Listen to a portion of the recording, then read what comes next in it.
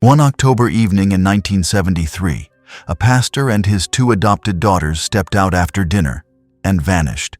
No goodbye, no trace, no search. The church sealed its silence, but his wife didn't.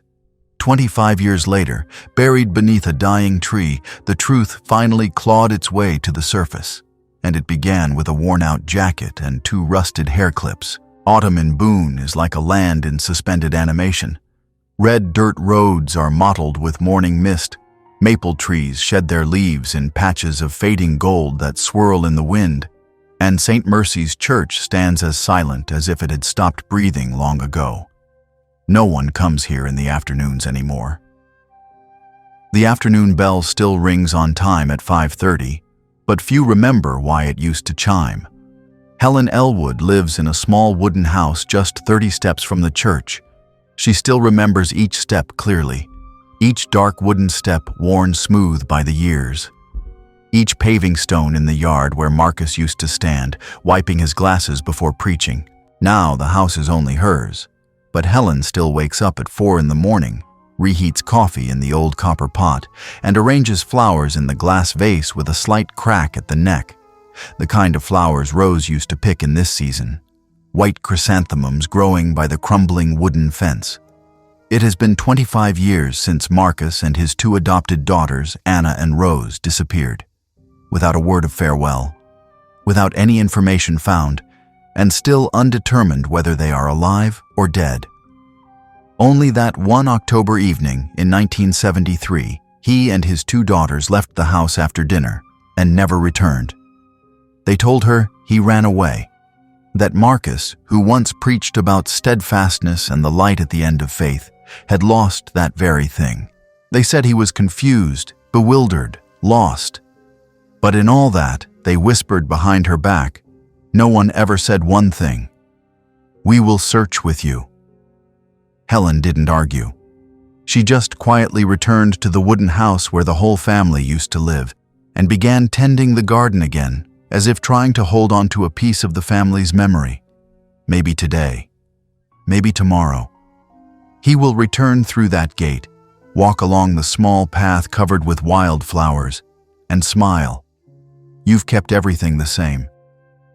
As the sun begins to warm, she enters the kitchen, washing her hands thoroughly with the old lavender soap that Rose chose when she was 8 years old. Helen dries her hands, opens the glass cabinet where she keeps 3 ceramic mugs, one for Marcus, one for Anna, one for Rose. Marcus's mug has a small chip. The words, "Faith, not fear," almost faded. She has been given many new mugs, but never replaced it, because replacing it means accepting that he will not return. Still holding the mug in her hand, Helen walks into the living room. She sits down in the old armchair where Marcus used to sit reading the Bible every night, the cushion still imprinted with his shape. She reaches for the leather-bound notebook, the one he used to write his sermon notes. The first page is worn at the edges, the paper inside yellowed, but the handwriting is still neat and even. On a page in the middle, underlined more boldly than the others, is the quote she has read thousands of times, each time as if for the first time. Isaiah 58:10, "Then shall thy light rise in obscurity." When Marcus was alive, it was the verse he often used to comfort others. After he disappeared, it was the verse she read to comfort herself. But there are nights when that light doesn't come. There are times when this verse, instead of being a promise, becomes a knife, deepening the feeling of being left behind in a world where no one believes her, no one searches for him. And Helen, in the darkness of the old room, still holds on to that page as if holding onto his hand in a long, unyielding daze. Every Friday afternoon, Helen still goes to the small plot of land next to the church, where a tombstone bearing Marcus's name stands. Beneath the sparse maple trees, the empty grave lies like a scar that the whole town has learned to look past. She lights candles, reads prayers, and talks to him, sometimes in a whisper, sometimes only in a silence as long as a decade. Today is no different. "You didn't go anywhere," she says, her hand trembling as she places a handkerchief on the tombstone. "I know." The wind blows through the clearing, carrying the sound of dry leaves falling and rustling on the cold ground. In the evening, Helen goes to the town police station with the old file in her hand, papers that have yellowed and frayed at the edges. The new chief, a young woman named Madison, greets her with a polite smile tinged with concern. "I understand how you feel. I really do," Madison says, her eyes avoiding hers as she opens the file. "But the case file has been closed. There are no new leads. All related documents have been archived for over 20 years. And I've been coming here for 20 years, Helen replies, her voice calm but cold as ice. "I don't need feelings. I need a real investigation." Madison sighs. "If any new physical evidence emerges, we are willing to review it." Helen stands up, saying nothing more.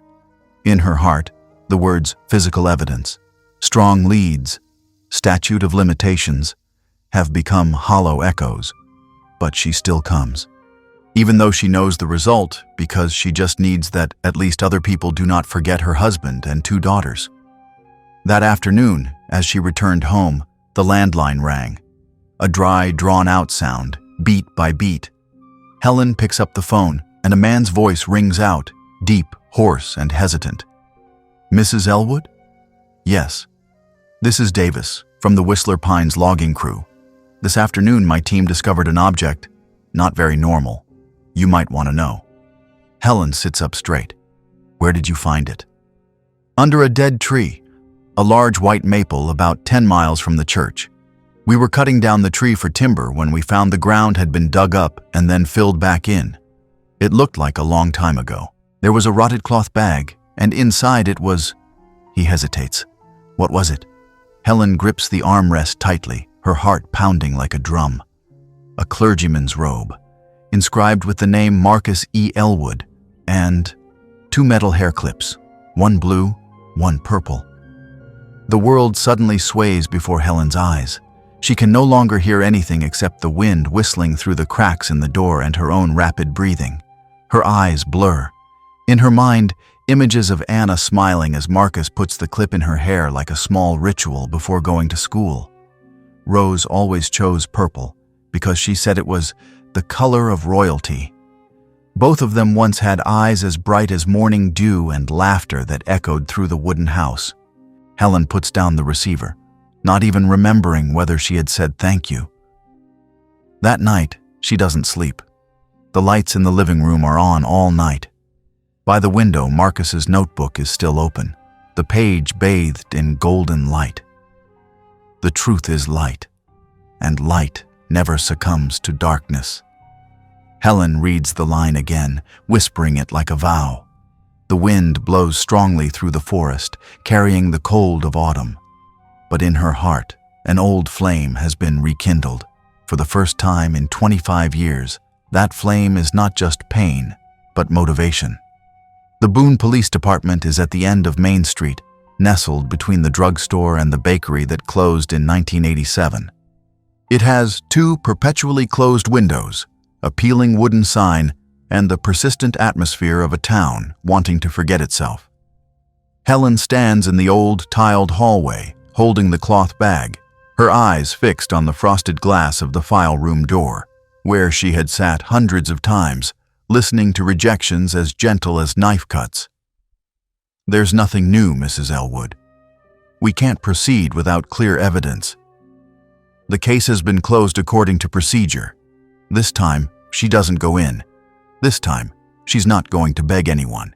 Instead, Helen turns around, returns to the car, her hand clutching the strap of the bag containing the items found under the dead tree. The first evidence in 25 years. The moldy cloth, the hand-embroidered clergyman's robe, 2 hair clips like the certificates of a stolen childhood. There is still one person who understood that the disappearance that year was not simple, but he no longer works in the police department. No more power, no more badge, not even mentioned in official records. Tom Kendrick, the first investigator assigned to the scene, and the first to be sidelined when the story became inconvenient. Tom's house is a 1-story wooden structure nestled in the Pine Hills. Helen stops the car on the shoulder, her feet sinking into the soft pine needles like a carpet. On the porch, a gaunt man is chopping wood. His back is slightly hunched, his hair speckled with silver like drizzling rain. He is still wearing the old rough cloth jacket, worn at the elbows, the kind of jacket he wore during all his years as an investigator. Tom looks up when he sees her, his dark eyes squinting as if trying to recognize a face in a distant dream. "Helen?" he murmurs, as if saying her name could bring the past back intact. "Long time no see, Tom," she says, walking slowly up the steps. Hearing the voice, Tom stops. He is still holding a small piece of wood in his hand, the axe stuck silently in the large log in the yard. He looks at Helen for a few seconds, long enough for the surprise to fade, but not enough to hide all the wrinkles of time and memory. Without saying anything, he steps aside, automatically opening the wooden door that is ajar on the porch.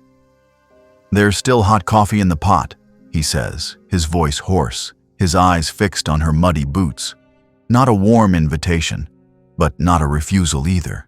Just the way of a person who once believed in something, and perhaps never completely stopped believing. In the small kitchen, smelling of mint tea and sawdust, they sit facing each other. Helen places the bag on the table, opening it slowly, like someone reopening a wrongly buried grave. "I didn't think I'd see you again, but I have this. I need you to see." Tom picks up the clergyman's robe first. His fingers trace the embroidered name, Marcus E. Elwood. When he reaches the last line, his hand stops, his lips press together, and for a brief moment, Helen clearly sees the image of the only man who stubbornly pursued the case in the early days, before he was pulled off the case, before his career ended with an internal investigation that was never made public. "Good God," Tom whispers, his voice breaking like cracked glass. "A group of loggers found it yesterday afternoon, underground, nearly a foot deep. Next to it were 2 hair clips, Anna's and Rose's." Tom puts his hand to his forehead, falling silent for a long time. "Helen, I have no authority anymore. I can't order a case reopened. I'm not even allowed to touch the old files. They classified me as unreliable ever since." "I don't need you to order anything," she interrupts, her eyes as sharp as knives. "But I need you to help me to find out the truth." Tom looks up, and for the first time since they met again, his eyes meet hers directly. In those eyes, Helen sees something old, not just weariness, but a remorse that has never let go. Something unsaid, something that was once forced to be buried. And she knows in that moment he is also wondering, is it still too late to go back to where it all began? Tom's basement is lined with wood paneling, where he keeps a few things from his old career, things that, according to him, will be forgotten if left to the system. He opens an old tin box, taking out a file tied with leather straps. In the yellow light, the papers inside are yellowed, the edges frayed, and there are faint fingerprints like ghosts. "This is a copy I kept from 1973, he says. Helen turns each page like someone tracing the footsteps of their ancestors. Transcripts of testimony, floor plans of the church basement, altered timesheets, and a copy of the notes Marcus had written but didn't get to read in his last sermon, where he intended to say something related to responsibility and the truth. "I used to think he was disoriented," Tom confesses, his voice hoarse. "The more I thought about it, the stranger it seemed. I felt that he was actually trying to send a warning." "And you used to believe me," Helen says softly, like a breath of wind. "I still do." He places his hand on the file. "And if they want to stop this again, I won't be silent this time." Back in the town of Boone, Helen and Tom walk into the police station with new evidence and old files. The officer on duty looks up when he sees them, his gaze a mixture of skepticism and confusion, especially when he sees Tom. "You're not an investigator anymore, Mr. Kendrick," the officer says. "I don't think—" "You think," Tom cuts him off, his voice harsher than ever before. "But also put it in the report. There is new physical evidence today related to the disappearance in 1973. and I will personally forward it to the state forensic office if necessary." His presence still has weight. The officer nods slowly, taking the evidence bag. Helen leaves a copy of Marcus's diary in a thick envelope, along with the images of the scene provided by the logging crew. On the way home, the evening light casts gold through the car windows. Tom holds the copy of Marcus's notes, reading it repeatedly in silence. Sometimes, even the most sacred place needs to be cleansed. "Do you think they'll reopen the case?" Helen asks, her eyes fixed on the crimson trees outside the window. Tom is silent for a long moment. "I think this time they can't ignore it anymore." Helen nods. For the first time in 25 years, she is not alone holding a lamp in the night. And this time, they will turn it over, piece by piece, layer by layer, until there is nothing left to hide. As night falls, sleep still doesn't come to her. The disparate pieces, the moldy cloth bag, the metal hair clips, the words, Marcus E., swirl in her head like a silent call that refuses to be quiet. And so, before dawn, she leaves the house, walking the old roads back towards the church, the place that was once the heart of every unanswered question. Helen stands before the iron gate of St. Mercy's Church, her hand gripping the faded wooden frame of the south side gate, the path Marcus used to use to quietly enter and exit the basement after each sermon. No lock, no bell, just a peeling wooden door, still closed as it has refused to open for 25 years. Tom Kendrick walks up from the parking lot, carrying copies of the church's financial records he just obtained from the county archives. His eyes furrow behind his thick glasses, his expression like someone trying to piece together a torn painting with bare hands. "There are funds that disappeared right around the time Marcus went missing," Tom says, pointing to the line items as he flips through the records. Each time it's listed as basement structure maintenance costs or special donations, but there are no supporting documents. Helen takes a file, her eyes scanning the cold numbers. The faint words, $3,200, taken from the Orphan Fund, October 18, 1973, make her stop. "That was 3 days before Marcus disappeared," she says softly. And 2 weeks later, another amount, $1,800, special shipping payment. No destination, no recipient. Too suspicious. Tom closes the book, his eyes fixed on the gray stone wall where the old basement entrance used to be. They paid for something they didn't want anyone to know. Helen doesn't answer. The wind rises, sweeping through the churchyard, carrying the musty smell of rotting wood and old beliefs. For so many years, these numbers have been lying quietly on paper, and no one has asked why. Evelyn Marsh lives in a small room at a nursing home north of Boone. She used to be the main bookkeeper of St. Mercy's Church and one of the last people to see Marcus on the day he disappeared. Now, Evelyn is over 80, her eyes as cloudy as mist and her memory as jumbled as a book blown open by the wind. When Helen and Tom enter the room, Evelyn is sitting by the window, stroking an old doll. She looks up, squinting. "Helen. Elwood?" Helen nods, walking closer. "It's me, Evelyn. I want to ask you something old, about Marcus." Evelyn doesn't answer right away. She strokes the doll's hair, then suddenly smiles slightly.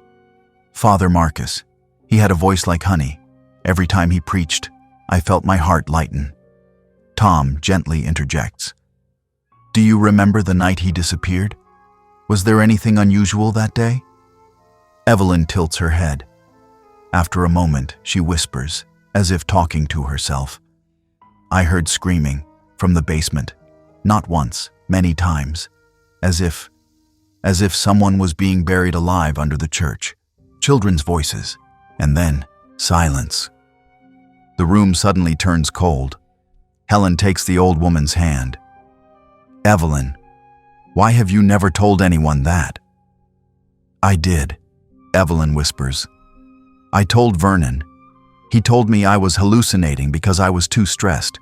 He told me not to say things that would make other people lose faith. After that, the books were handed over to someone else. I I've forgotten almost everything, but I've never forgotten the screaming." Tom nods slowly. "And that's why we have to remember." That evening, as Tom spreads the old files on Helen's dining table, among the faded invoices and neglected financial papers, a scrawled handwritten note appears. "Bulky Goods Transport Service, M. Grady." No address, just an old landline number and a faded church seal. Tom frowns. I remember that name.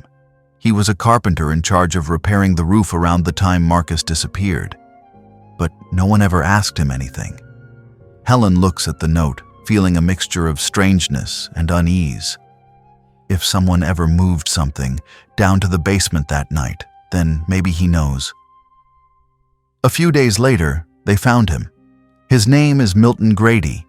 He lives in a prefabricated house on the outskirts of Boone, working as a part-time carpenter and repairing old things for a nearby nursing home. Tom calls ahead, not specifying the reason, just asking for a quick meeting. The creaking metal door opens, and the gaunt man, with a stubbled beard and wary but not evasive eyes, looks at them as if he knew they would come, just didn't know when. "We're here about something old," Tom says, holding out a photo of the 1973 payment slip. "You received money from St. Mercy's Church in October of that year. Do you remember?" Milton stares at the paper. After a long moment, he opens the door wider. "They hired me to transport a large crate," he says. "Midnight. They said to take it down to the basement, no further instructions. I thought it was strange, but they paid cash, double the price. The one in charge was Vernon Hale, the new pastor." Helen feels her heart turn cold. "Did you see inside?" she asks. Milton shakes his head. "They had it sealed up, but when I was carrying it, I remember very clearly. Something was moving, just slightly. But it felt like the movement of a human body, and the clinking, like metal rubbing against each other." He looks down at his hands, as if what he had touched was still clinging to his skin after all these years. "I didn't sleep well for many nights after that," he says, "but I was afraid. Afraid of them. Afraid of the church." Tom and Helen leave in silence. In the back seat, a copy of the newly handwritten statement lies still like a testament from another world. But the truth is no longer silent. When they return to the church, they don't go in through the main entrance. Instead, Helen leads Tom around back, where the old basement entrance used to be. She remembers it very clearly, every stone, every mortar joint. But what they find is a new brick wall, completely sealed, unusually clean. Tom takes out the old blueprints. The basement originally had two entrances, a main staircase from inside and a side entrance from outside. Both are now sealed. No building permits, no renovation notices. "Only within 6 months after Marcus disappeared," Tom says. Helen steps back, her eyes fixed on the wall as if waiting for it to say something. "Someone cleaned everything up," she whispers, "right in God's sanctuary." As they leave the church grounds, the sunset has painted the Boone sky a somber yellowish brown. Helen looks at the bell tower where faith used to echo. Now it is just a silent shell of unfulfilled promises. "Marcus used to say," she whispers, "light doesn't come from above. It starts from the ground, the darkest place." Tom looks at her, then at the church. "Then we'll dig from the ground," he replies.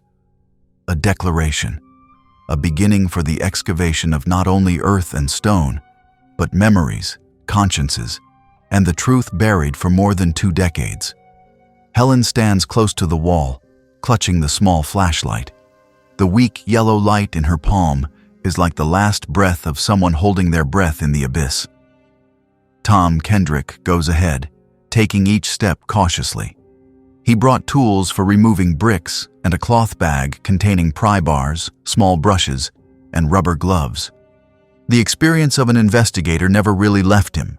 It was just dormant, and now it has awakened, hungry for justice.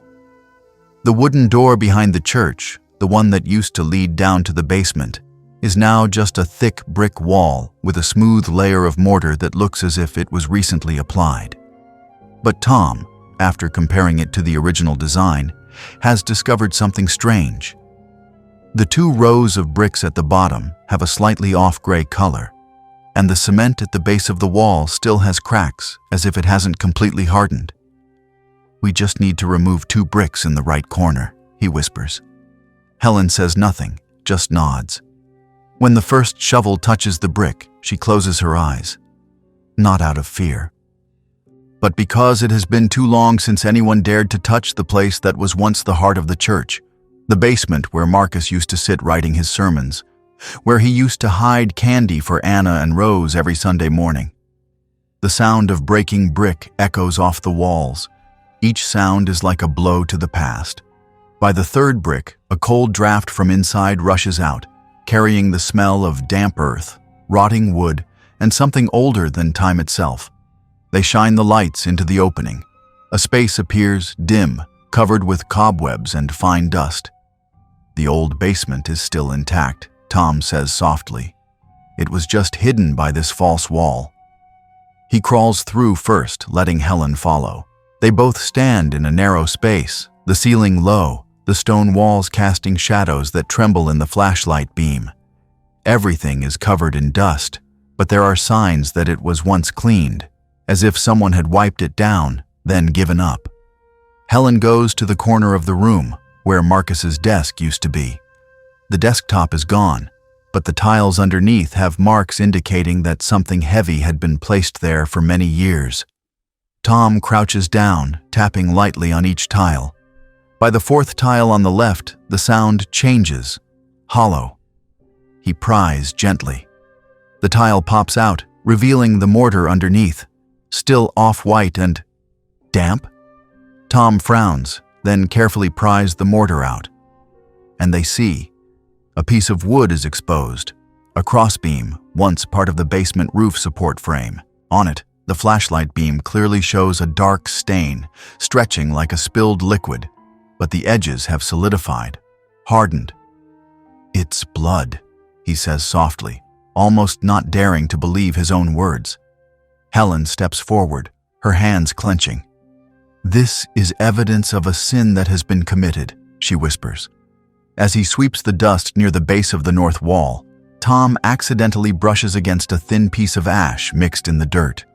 He crouches down, his hand trembling slightly, and pulls out a half-burnt piece of paper, the corners still black like embers. On the intact part, a faint, crooked line of writing appears. "I know everything. M." They both stand silent, no further words needed. Helen trembles. Her hands reach out, as if unconsciously touching the stone wall. She closes her eyes, whispering, "He was here." Suddenly, yellow light shines from the hallway above, pouring down through the not completely covered wall crack. Heavy footsteps echo down, steadily, slowly, as if someone is searching or warning. Tom turns off the flashlight, signaling to Helen. They retreat into the darkest corner of the basement, their breath held tight in their chests. A shadow flickers through the wall crack. The light from a large flashlight sweeps across, touching the broken brick. A voice rises, deep, familiar and chilling. "Is someone there?" It's Vernon Hale. Helen grips Tom's sleeve tightly. He holds his breath, not moving. Vernon stands there for a moment. Then the light goes out. Darkness returns and the footsteps fade away. After a few minutes, they crawl out of the basement, through the brick crack that hasn't been filled in. In her haste, Helen's hand snags on a stone doorstop. The chain breaks, falling behind. She stops, intending to go back and pick it up, but Tom pulls her away. "There's no time. If he comes back, we'll be discovered." Helen hesitates, her eyes longingly fixed on the lost chain. It was the first birthday present Marcus gave her, a small crucifix pendant engraved with the initials MH on the back. Back in the car, Helen sits still, her eyes looking down at her empty hands. The feeling of loss surges unexpectedly, not just because of the chain, but because she feels she has come very close to Marcus, as if he is trying to say something. as if his soul is still lingering here, waiting to be released. "We can't leave him lying there," she says, her eyes fixed on the darkness behind the car window. Tom nods, his voice hoarse. This time, they won't be able to clean up in time. Helen turns away, wiping away tears. Not tears of weakness, but tears like whetstones, sharpening her will, sharpening her faith, and opening the way. That basement is no longer a haven of darkness. It is the place where the truth is contained. And this time, the truth will no longer be buried under cement, dried blood, or empty sermons. Not anymore. In the quiet light of an autumn morning, Helen sits at the dining table, where once was the gathering point of a small family. On the table are the files Tom brought last night, financial papers, donation reports, and bank statements that no one had ever paid attention to. Now, the cold numbers suddenly come alive, as if whispering a dark story under the guise of respectability. Tom appears at the back door, carrying another stack of new documents. "There's something I need to show you," he says, his voice slow, heavy as a millstone. This time, it's not just suspicion anymore. In the 6 months before Marcus disappeared, St. Mercy's Church received a large grant from 2 non-profit organizations in the area, the Merciful Hand and the Boone Children's Fund. The stated purpose: supporting orphans, especially in emergency cases. However, compared with the expenditure records, most of that money was adjusted, withdrawn in cash for internal emergency purposes. "And do you know who approved it?" Tom asks, placing a photocopy of the authorization paper on the table. Helen takes it. The signature R-cross in clear, bold strokes is visible at the end of the document. "Raymond," she says, her heart sinking. "That's right," Tom nods. "And Vernon was the chief financial officer at the time. His name isn't on the paper, but every decision went through him." Helen turns to the next page. On a disbursement voucher dated October 1973, 3 days before the disappearance, there is an amount of $4,200 withdrawn under the heading Emergency Funding for Orphan Care, Special Case. Anna's and Rose's names were never mentioned in the subsequent reports, Tom says. No one confirmed that they ever received anything from that funding. Helen takes a deep breath. Her breath seems to choke, not because of the pain anymore, but because the feeling of outrage is beginning to take shape from the roots of that pain. "They didn't intend to help the kids," Helen says softly, her voice lost in the wind. "They were exploiting the children." That statement is not just an accusation. It is confirmation, the final crack in the mirror that she had tried to believe for so many years was just dusty with time. Tom nods slightly, saying nothing. The next day, they drive towards Lake Pinecrest, where a small nursing home is located beneath tall pine trees, the wind blowing steadily like a belated lullaby for the final years of life. There they meet Thomas Weaver, a former member of the parish council who left Boone in 1980 after retiring early for health reasons. Thomas is now over 80, his hair as gray as ashes, his hands shaking but his eyes still bright. He sits in an armchair by the window, looking out at the lake as if waiting for the past itself to step across the shore and sit down for a dialogue. When he hears the name Marcus Elwood, he stops. His face contracts slightly as if stung by a gust of memory. "I will never forget that day," he says slowly. "My last meeting in the council. Marcus arrived late, but when he entered, the whole room fell silent. He didn't yell, didn't get angry. He just brought a file." Helen leans forward. "What kind of file?" Thomas looks at her, his eyes slowly filling with tears. "Financial details, unusual expenditures, withdrawing money from charitable funds, sending it to organizations that no one knew what they really did. Marcus said, 'If there are no satisfactory answers, I will take this to the community.'" He sighs. "Marcus told me after the meeting, 'If they don't stop, I will bring everything to light.' I advised him to be careful, but he just smiled and said, God will always protect justice. Helen sits silently. Each word is like a whirlwind in her chest, because it is so clear. Marcus did not disappear because of weakness, but because he refused to be silent. Back at home, Helen opens the small wooden box placed in the bookcase, where she used to keep letters, scraps of paper, sermons that were never read.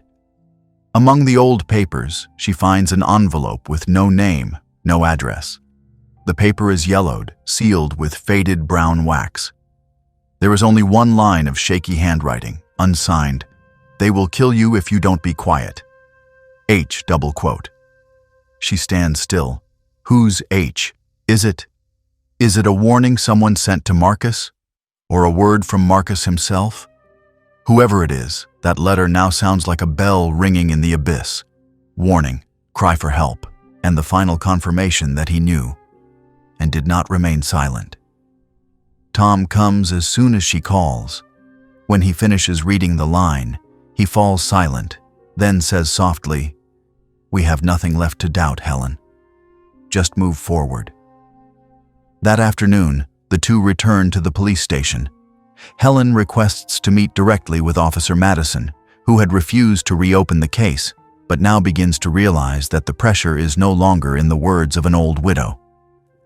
"We have evidence of illegal withdrawals, threatening letters, and testimony about a conspiracy sealed with cement in the basement," Tom says, his voice like a knife tearing through the air.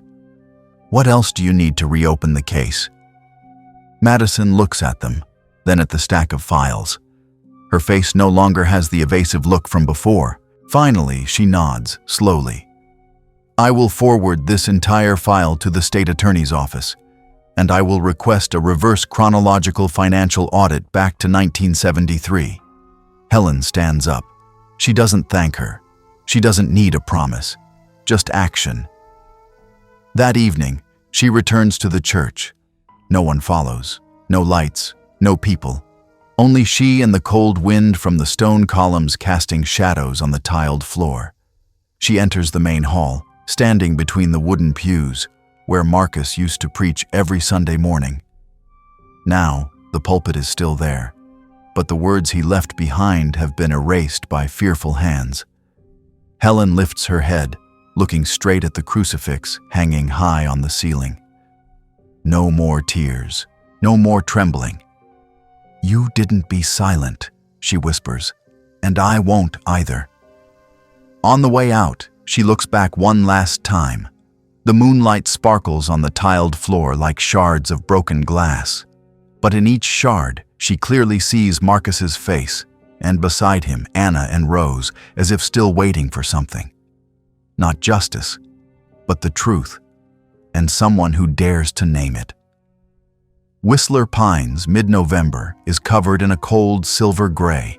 Morning dew clings thickly to the tall pine trees, falling slowly like fine ash from the sky. There, among the trees, there is a dead tree. Old, hollow, the trunk leaning to the west like an old man collapsing, not because of the wind, but perhaps because of the burden of hiding the truth for so many years. It was there, a few weeks ago, that the logging crew found the moldy cloth bag bearing Marcus Elwood's name and two small hair clips like testaments from a stolen life. Now, standing in the forest, she once again faces the abyss. Tom has called the archaeology team at the county university. Can't ask the police, at least not yet. The excavation must take place quietly. They erect a wooden fence around the base of the tree, using stakes to mark the soil and divide it into squares. Two young students, one in charge of geological surveying, one specializing in handling ancient organic matter, work non-stop under the supervision of Professor Mahler, a quiet, gray-haired man with a voice like turning pages. "There is definitely something hidden under this soil," he says, after measuring the compression and comparing the decomposition rate of the tree roots. "Maybe it was dug deep once and filled back in." Tom looks at Helen, saying nothing. They don't need further confirmation, just start. On the third day, the shovel hits an unusually hard layer of soil, mixed with sand and ash debris. A musty smell rises from the ground, not the smell of rot, but the smell of things buried wrongly, like a soul that has lain too long under the layer of silence. There are signs of rotting fabric, the female student reports, and metal seems to be personal items. They stop digging, switching to feather dusters, hand shovels. Each layer of soil is dusted off. Then, no one speaks anymore. Because what appears before their eyes needs no words. Two small bone cavities facing each other. A hair clip is still attached to the skull, rusted but still clearly shaped. Next to it, the second skeleton, slightly smaller, has a broken wrist bone, as if it had once struggled. Tom turns away. Helen stands still, her hand clenching her coat. Her eyes don't leave the two skeletons. "Anna, Rose," she whispers, as if calling the children to the dinner table. One of the students takes a sealed plastic bag, carefully collecting each bone fragment, each piece of evidence. DNA will take a few days, but in Helen's heart, she already knows. Just as she knew that night they didn't leave, but were pushed into the darkness. A small object lies near the foot of the second skeleton, a brown leather notebook, deformed by mold, but intact thanks to the hard leather cover. On the cover, the letters M.E. are faint, but still clearly visible. A line of ink remains like a tattoo on fate. I forgive them. But the truth needs to be told. Helen hugs the notebook as if hugging a remaining part of Marcus, not his body, but his last words. No one needs to ask who wrote it or who it was written for. That voice, warm, quiet, steadfast, is still in her heart, never leaving.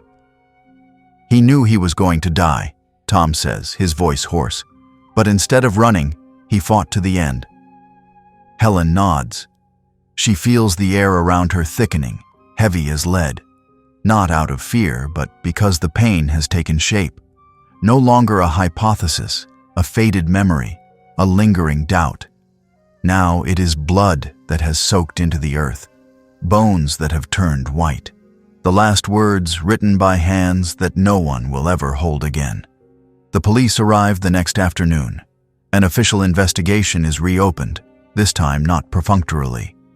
The State Forensic Department confirms the DNA. The two skeletons are those of Anna and Rose Elwood, who disappeared in October 1973. The estimated time of death, around the time of the disappearance. A small press conference is held at the Boone Police Headquarters, chaired by Officer Madison herself. While reporters outside compete to ask questions, Helen stands behind the rows of seats, saying nothing. Her hand clutches the diary, now the most important piece of evidence. But for her, it is the only thing left of a man who loved the truth so much that he was willing to die for it. That evening, she returns to the dead tree. Now there is only a pit of dirt filled with stakes, tarpaulins, and the excavation marks still clearly visible. The night wind whistles through the hollow tree trunk. Helen sits down next to where the girls were found, gently running her hand over the ground as if caressing them. "You're not far away," she whispers. "Mommy has found you now." Tom arrives a few minutes later, saying nothing. He sits next to her, without lights, without sound. Two people, one with a broken heart, one with old sins unwashed, sitting together in the dark forest like two silent notes after a song that was not written to the end. Helen opens Marcus's diary again. The line, "I forgive them," is like a knife touching the very depths of her rage. But then she understands. "He left this for us," Helen says softly, "not to take revenge, but to tell the story." Tom nods. "We will tell it, every word, every truth." Under that dead tree, life may have been extinguished. But the truth, the only thing Marcus held on to until his last breath, has now grown. Not like a tree, but like a sword. Bright, straight, unbowed. And that sword is about to be swung, chopping off the last masks. Winter's first wind of December sweeps into Boone like a wordless indictment. St. Mercy's Church, once the center of hope, is now an image full of paradox. Crows perched on the bell tower roof, the heavy door closed tight, and a line of police barricades keeping back the curious. The silence that lasted 25 years is finally broken. No longer whispers in the dark or half-burnt handwritten pages. Now, the truth enters the courtroom without explanation and without letting anyone escape. From the beginning of the week, Helen and Tom Kendrick personally brought the entire file to the federal police office in Raleigh. Marcus's diary is placed in a sealed evidence box, along with financial statements, testimony from Thomas Weaver and Milton Grady, and forensic images from the archaeological team at Whistler Pines. The federal special agent, Agent Larson, is a tall man with salt and pepper hair, his voice deep as stones rolling in the ground. When he reads the last lines in the diary, he sits silent for a very long time. "We will proceed immediately," he says. This time, no one is allowed to ignore it. Raymond Cross is arrested first. On a Tuesday morning, they find him in a small apartment in Asheville, living alone, no longer serving as a pastor since 1999 after an internal financial allegation. He does not resist when the handcuffs tighten on his wrists. The news spreads like fire to dry straw. Local television stations immediately report, "Case solved after 25 years, Pastor Cross arrested for murder." A day later, Vernon Hale, who is still preaching every Sunday, is arrested right after the morning service while still wearing his pastor's robes. His eyes, when he is led out of the church, glaring as if the whole world is betraying his faith, not that he had betrayed the faith long ago. Helen does not go to see the arrest. She doesn't need to. "Justice doesn't need to witness," she says to Tom. "It only needs to happen." The court opens a preliminary hearing the following week. The room is packed, not only reporters, but also the people of Boone who once heard Marcus preach, saw Anna and Rose running in the churchyard, shook Vernon's hand without knowing whose blood was still clinging to his ceremonial robes. Raymond is the first to plead guilty. During the trial, he does not defend himself at all. When asked why, he stands up, his hand trembling. "I have lived with this my whole life," he says, "and I have been dead since the first day I was silent." The entire testimony is recorded in the court record. Marcus discovered that Vernon and he were embezzling money from charitable funds for orphans. When Marcus questioned him, he threatened to take the evidence public, especially after he discovered something even more terrible: a shady agreement between Vernon and a human trafficking ring, disguised as an adoption program in another state. Anna and Rose, the girls who had just been legally adopted by Marcus and Helen, had been listed by Vernon for transfer. When Marcus discovered this, he was furious and began recording everything in a notebook. One October night, when Marcus went to the basement to prepare documents to bring to the police, Vernon ambushed him. Raymond, initially only supposed to stand outside, witnessed everything. But when Marcus struggled on the stone floor and called his name, Raymond did not help. He stepped forward, grabbed the brass lamp, and struck a second time. Then a third time. "I don't remember what Marcus cried out," he says, his voice choked. "I only remember the voices of the two children. We were scared. And because we were scared, we eliminated everything." When the testimony ends, Helen sits motionless, but inside her, it is as if hundreds of knives are screaming. She does not shed tears.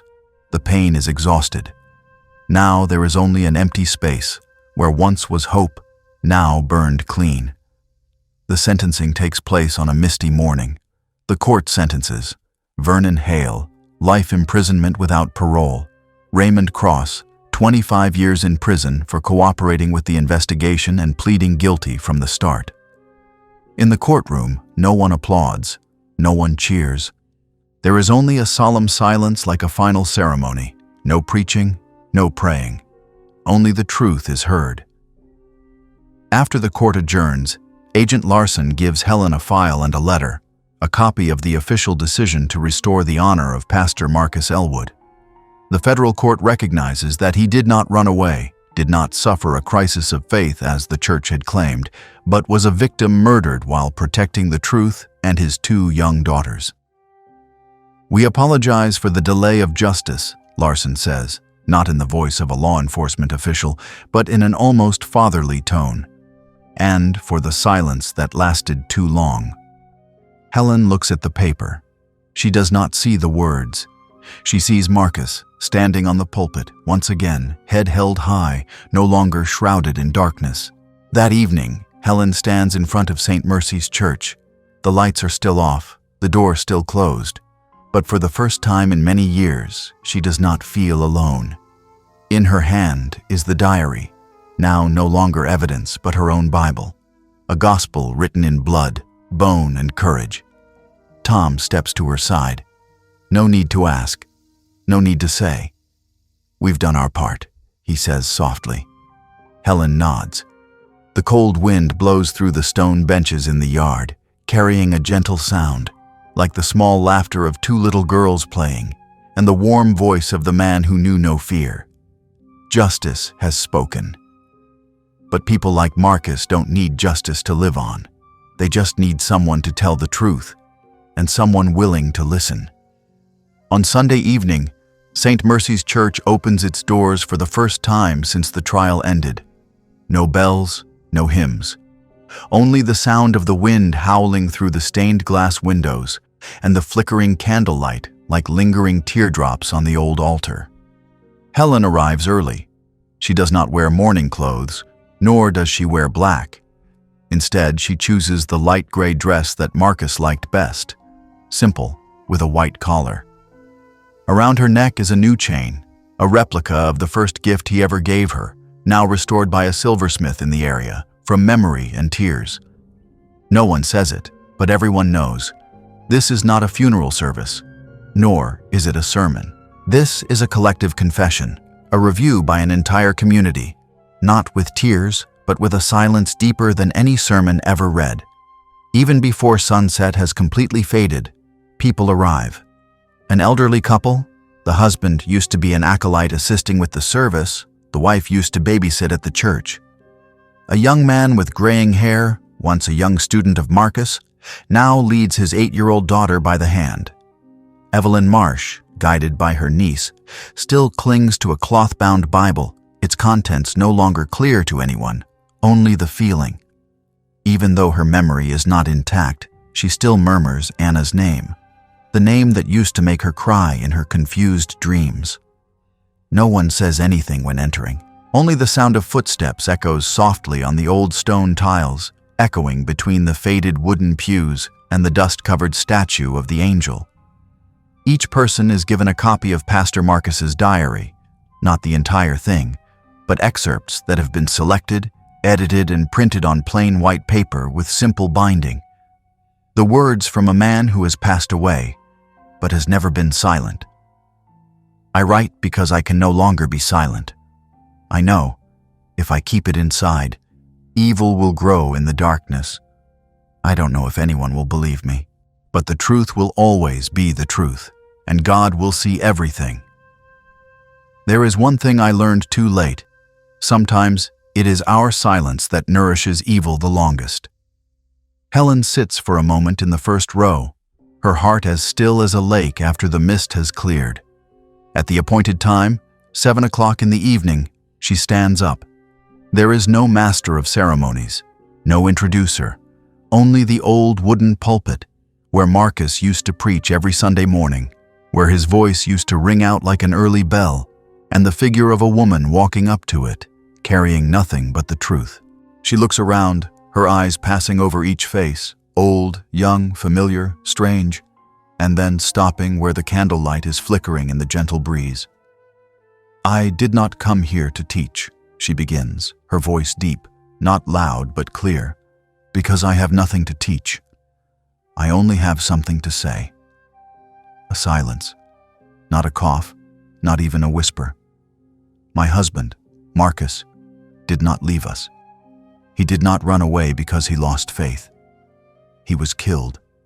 Killed because he believed that if he did not speak up, those children would be buried forever under the soil of silence. She pauses, as if wanting those words to sink into each stone, each wooden column. And he was right. A small sob is heard from the back row. Helen looks there, seeing a middle-aged woman bowing her head, covering her mouth with her hand. Next to her, the man bows his head. Helen continues, her voice gradually breaking. I am not standing here to demand anything for myself. Not justice, because it came too late. Not pity, because it is exhausted. I am only standing here because if I am silent, then all of us, every person sitting in this sanctuary, will be a part of the oblivion. I speak up, she concludes, so that someone, one day, when having to choose between silence and truth, will remember the two girls, Anna and Rose, and choose what is right. Helen leaves the pulpit without applause. No need. Everyone stands up. No one says anything. They walk one by one to the front of the altar, bowing before the two photos. Some light more candles. Some leave a letter or a handwritten note, or even an old toy, things that have no value but carry the weight of unspeakable apologies. That night, the church has no electric lights, only candlelight, like small souls that have never been touched by light, now, for the first time, are seen, remembered, called by their right names. Anna, Rose, Marcus. No one preaches, no need. The truth, when told fully, has become a sermon, penetrating deeply, not harshly, not reproachfully, but also not forgiving easily. The truth only requires one thing: listening. And that night, the whole town listened.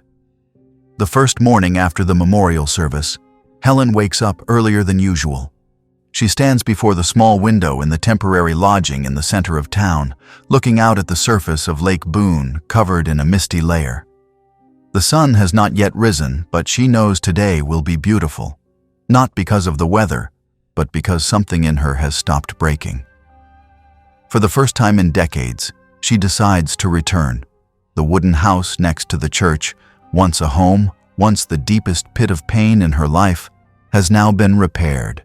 Not too new, but enough not to collapse under the weight of the past. Tom arrives early. He brings his old toolkit, a flashlight, and a box of ginger tea. For the cold season, he says, half joking, half serious. Helen just smiles, not needing to thank him with words. They walk together to that house. The wooden door in front still has the crack from the storm in 1981, now rotting almost to breaking. Tom puts the bag down, carefully removing the old hinges, replacing them with a new door frame painted with bright brown oil. Both clean the house together. Helen is cleaning the small wooden shelf where the Bible and family photo frames used to be placed. Dust is thick, but under that layer of old ash, the old things are still intact. The photo frame of Marcus, hair slightly messed, arms around Anna and Rose, the two girls making serious faces, is cleaned and placed neatly on the newly varnished table. The corner of the house is now a small, simple corner.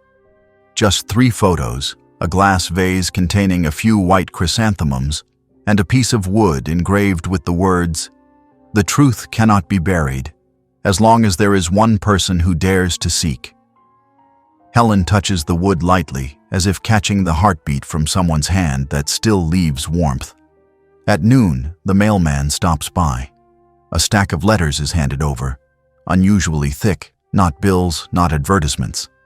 Tom intends to leave, but Helen tells him to stay. Then they sit together at the old wooden table, opening each letter one by one. No letter is long, but all are sincere.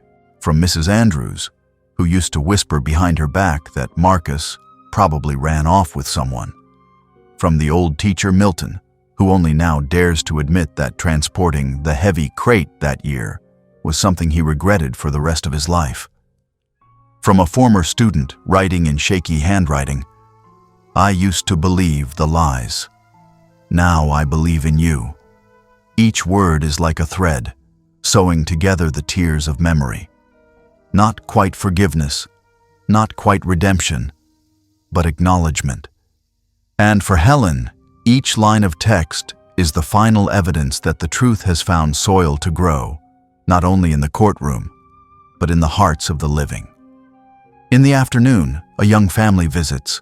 A couple around 30, bringing a boy around 4 years old. The wife, black hair, olive sweater, says that they learned about Helen through the newspapers and that they are looking for a new place to start over. "We heard that the land on the other side of the forest still has an empty house," she says. "We would like to ask permission to live nearby, if you don't mind." Helen is silent for a moment, then nods, not out of kindness, but because of a strange feeling, like a part of the life cycle has been transferred. Before sunset, Helen opens the window of the west-facing bedroom. The last light of the day shines in, golden as honey, covering a gentle layer on the old carpet, on the wooden floor worn with footsteps, and on the wall where once hung the family painting now placed again. She does not cry, no longer needs to cry. The house is no longer a place to bury the past. It has returned to being a home. Not because someone lives in it, but because those who once loved each other there, though lost, have never been forgotten. Tom stands at the door, looking at Helen as if wanting to say something. Then he turns away, leaving her with the soft light and the night wind gently rustling through the leaves. As night falls, Helen lights a small candle before the photo of her 3 loved ones. The flame flickers, not to illuminate, but to remind. Death does not end life. It is only a final chapter, certifying that there are those who have lived right, to the very end. And sometimes, that is all that a person can do. That morning, the Boone sky wears a light turquoise color, stretched across the pine ridges as if deliberately softening, to make way for something more solemn than usual.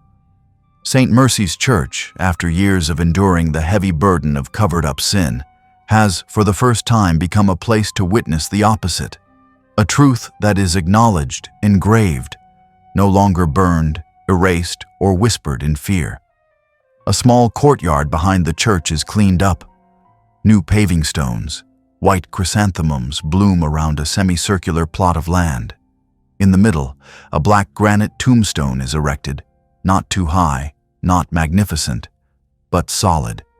It stands there like a punctuation mark after a long and tearful story, a milestone so that anyone passing by cannot pretend not to see. On the tombstone, 3 names are deeply engraved: Marcus Elwood, Anna Elwood, Rose Elwood. No titles, no pomposity, no long introduction. Just 3 names written in neat strokes, like the way they used to live. Straightforward, gentle, and not asking to be honored. There is no official ceremony. Helen has refused that. She does not want the presence of politicians or cameras, does not need the press crowding around. She only wants a quiet day where those who once knew, once loved, or simply heard about those 3 names can come and listen to the stone speaking for the heart. Tom arrives early. He is waiting at the church gate, holding a bouquet of dried lavender, the kind of flowers Marcus used to plant along the fence. When Helen arrives, he does not say anything, just quietly gives the bouquet to her. Helen takes it, nodding slightly. The two walk together into the courtyard. The sky is not quite sunny, but the early winter light shines through the trees, creating streaks of light like the folds of a curtain that has just been lifted. On the way, they meet no one. Only hear the wind rustling in the pine forest, and their footsteps echoing lightly on the new ground. When standing before the tombstone, Helen does not cry. She has cried enough for the rest of her life. But today, tears are no longer the necessary language. Today, she needs something different, a silence deep enough for the heart to hear clearly the beat of the sacred, not divine, but human. Tom stands beside her, his eyes fixed on the stone surface. He does not need to read the engraved words because he has memorized them long ago. It is the sentence Marcus wrote in his diary, what he believed, and also what cost him his life. But now, it is no longer a last wish. It is a testimony. "You chose the right line," Tom says, his voice light. Helen smiles, not looking at him. "I didn't choose," she replies. "I just wrote down what he lived." They stand there for a long time. Then, from afar, the sound of small footsteps echoes. A young family is approaching, the couple and the little girl that Helen met during the wooden house repair program. The girl is wearing a yellow dress, holding a wildflower, running happily through the brick path, and then stopping before the tombstone. "Mommy," the girl whispers, "who are these 3 names?" The mother bends down, puts her hand on her child's shoulder, her eyes still fixed on the tombstone. "They are the ones who keep the light from going out," she says softly. "The ones who did not remain silent when they should have spoken up." The little girl is silent for a moment, then turns around, placing the wildflower at the foot of the tombstone. A small gesture, but Helen knows that is the most beautiful response that those 3 people have ever received. Not because of the honor, but because the flame they lit has now had someone to help keep burning.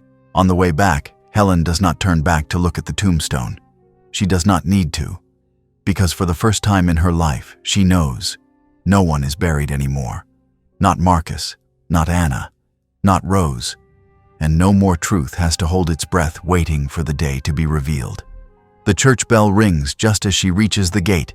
No one pulls the bell cord. It has been reprogrammed. Every noon, 1 bell, only, as a reminder, "I am still here." Helen stops, looks up at the bell tower, and she smiles, for the first time, a complete smile. Not for the past, not for the pain, but for the last thing she learned after all. No one lives forever, but when we live right, then death is just a pause in a song longer than we think. And that melody, though sad, though deep, is still echoing throughout Boone, throughout people's hearts, and forever. You, like me, have probably been silenced by a story, not because of how tragic it is, but because it touches the deepest place in your heart. If you are reading this far, maybe you are a mother, a grandmother, or simply a woman who has gone through enough years to understand that the truth never surfaces on its own. It needs someone brave to step forward and tell it. I am writing these lines not only to ask how you are. How is your health lately? Do the windy mornings make you remember someone? And is there a time, in the middle of a peaceful afternoon, that you also think of a person who has gone far away but still has something unsaid? If the story of Helen, Marcus, Anna, and Rose moves you, if it reminds you of someone who lived right, loved sincerely, and kept the right in their heart, please share this story. A gentle reminder can change a person. A WhatsApp message can touch a heart you don't expect. Send this story to someone you love, or just forward it to an old friend you believe will also understand. Because when we retell, we not only keep the fire for the truth, we keep each other's hearts warm in this world that has too much silence. Thank you for listening. Wishing you a truly peaceful day and a little courage to tell what needs to be told.